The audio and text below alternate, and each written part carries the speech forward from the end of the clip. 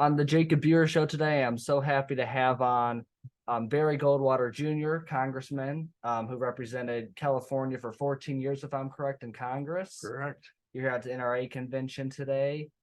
How's it going? Oh, it's amazing.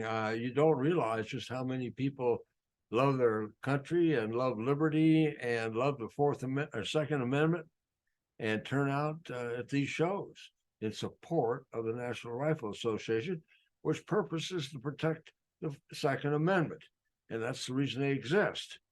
And they're packed over there. I've never seen so many people in one place in my life. Wow. And you've been to a lot of different places. I have, but this was amazing how many people turned out and support the NRA. Wow. Well, my first question is, of course, you grew up in a political family. Your dad was the 1964 Republican nominee against President Lyndon B. Johnson. What was it kind of like growing up in a household like that? And then what led you to run for Congress yourself? Well, I grew up in a political family, and some people say that I came out of the womb with a bumper sticker on my butt because I've just lived in politics and most of my life. My father, Senator Goldwater, well, he served in the military during the Second World War, and he was a hump pilot.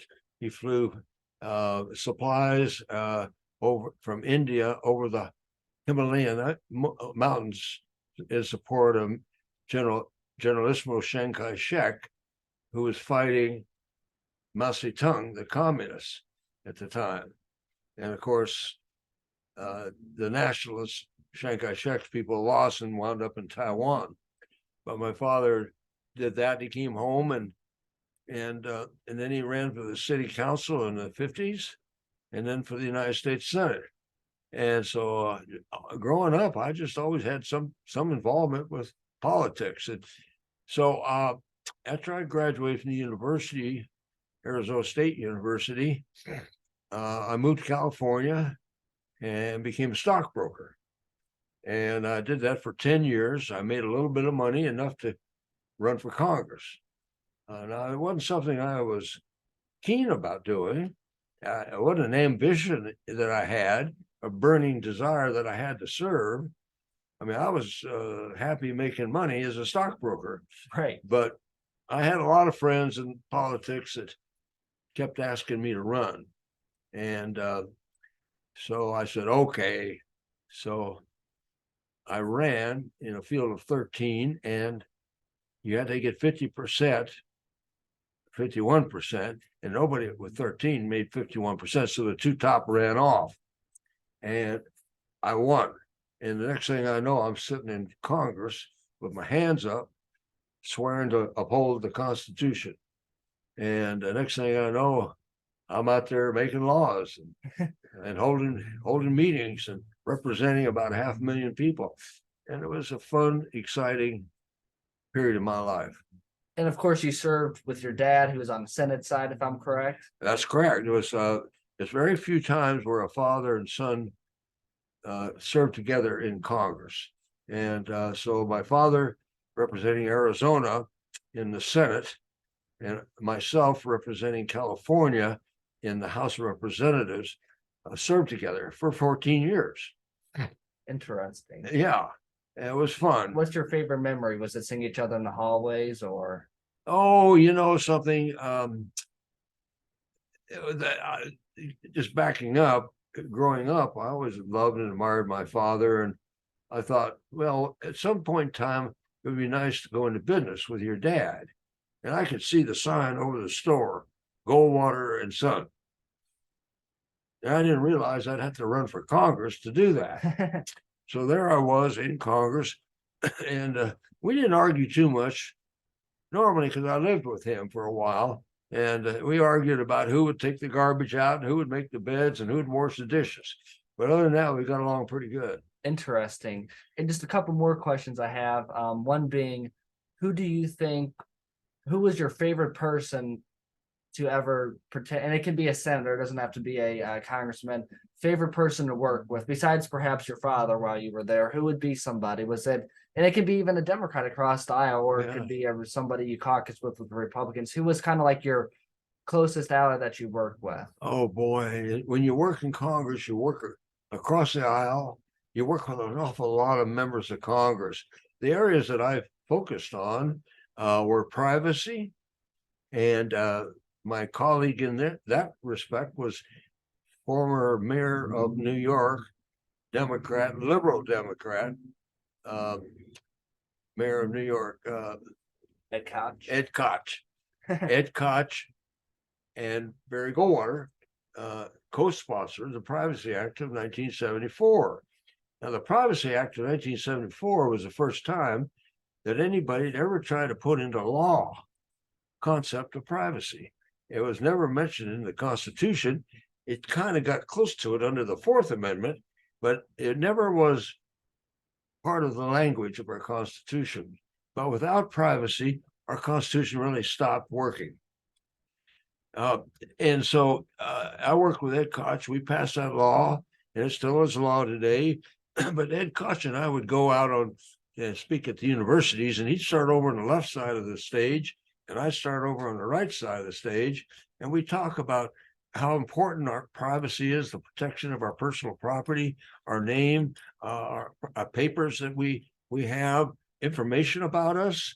There's a lot of information that we give to the federal government, whether you're trying to get a license to fly an airplane or a Driver's bank, a driver's license, and that information is sitting there, and there's no protection for it, but there would be with this act.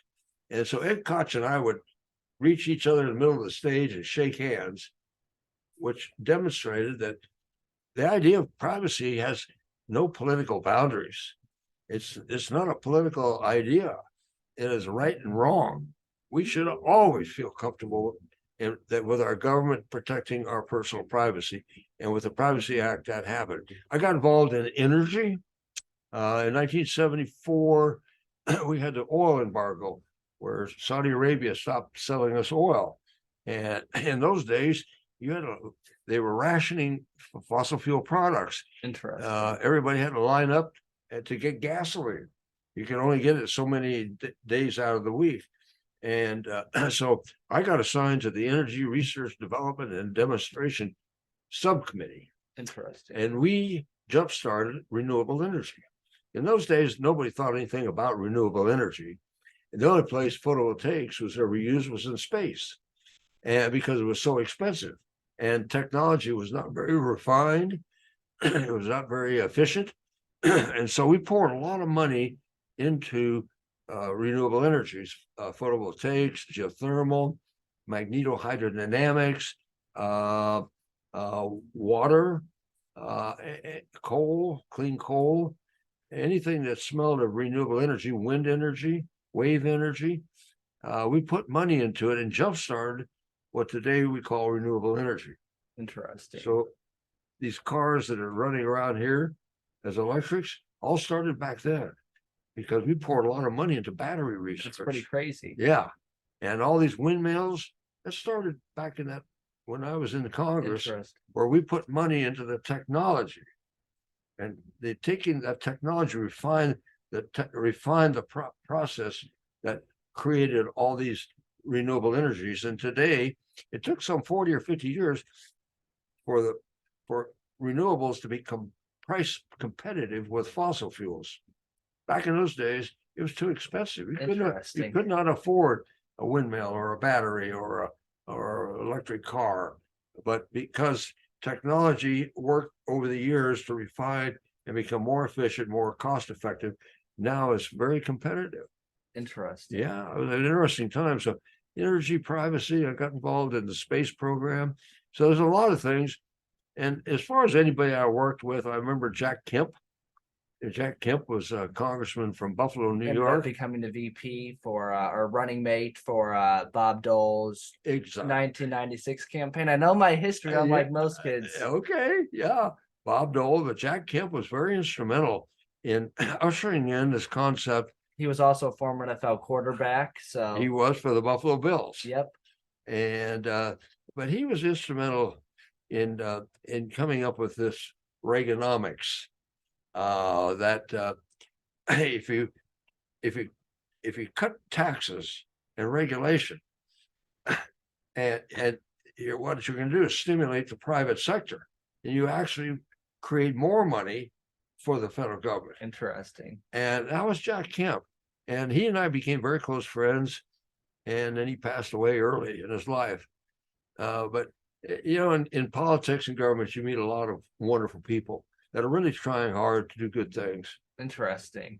And then kind of the last question I have is, who do you think are some good candidates that we should be pushing forward? So some have already announced in the 2024 presidential election. I'm not asking who you'd endorse. I'm just saying, I'm kind of asking, if you don't mind me, maybe like 3 people who you think, out of like the 10 or 11 that have been considered in the media or have already announced, like Haley or Governor Hutchinson or that Vivek guy. Who do you kind of think are 3 good candidates we should keep an eye on?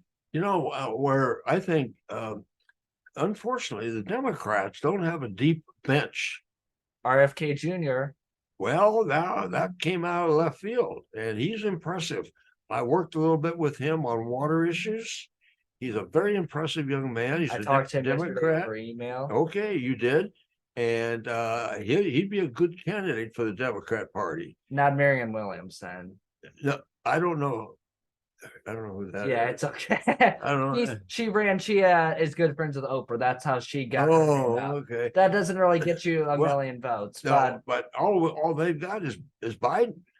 But the Republican Party is very blessed this next year. So who would you say our final 4 should be? Our final 4 bench. Well, I'm not okay. Well, you got Governor DeSantis. DeSantis, of course. I like him a lot. And without saying Trump. Well, I'm not a big supporter of Trump.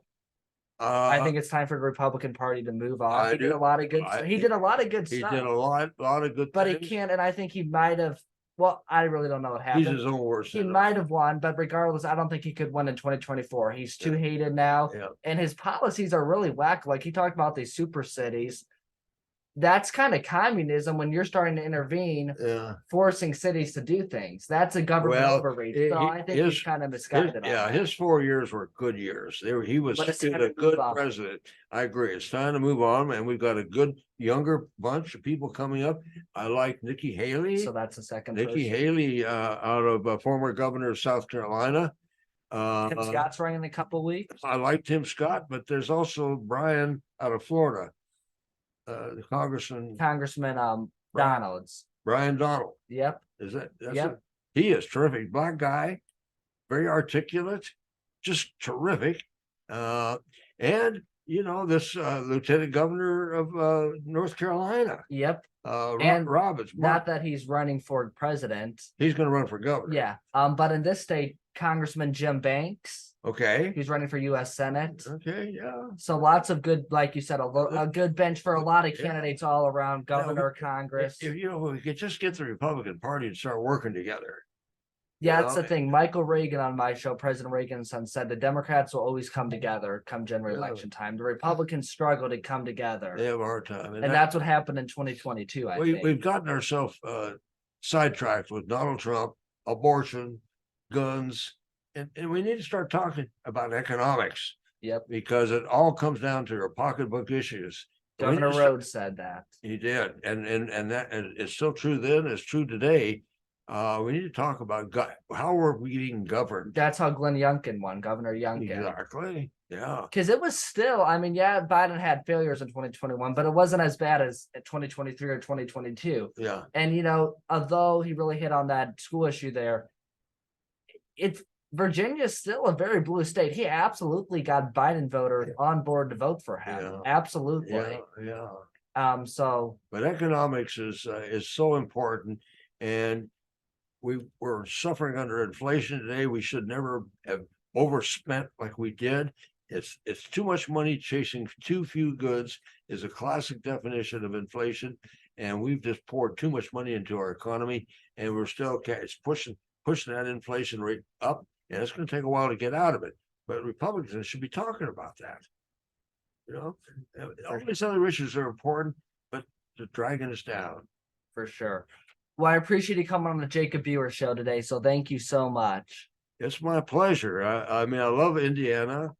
My mother is from Muncie, Indiana. So we've spent a lot of time here. Governor Pence is a good friend of mine, and Probably the former Vice President Dan Quayle, who lives in Dan Quayle. Paradise I Valley. came here when he first announced to campaign for him, Interesting. and your former governor who it just stopped being the president of Purdue. Mitch Daniels. Mitch, I love that Mitch Daniels. Awesome. He was Indiana's produced some great people. Well, thank you so much for coming on the Jacob Viewer Show. All right. Thank you.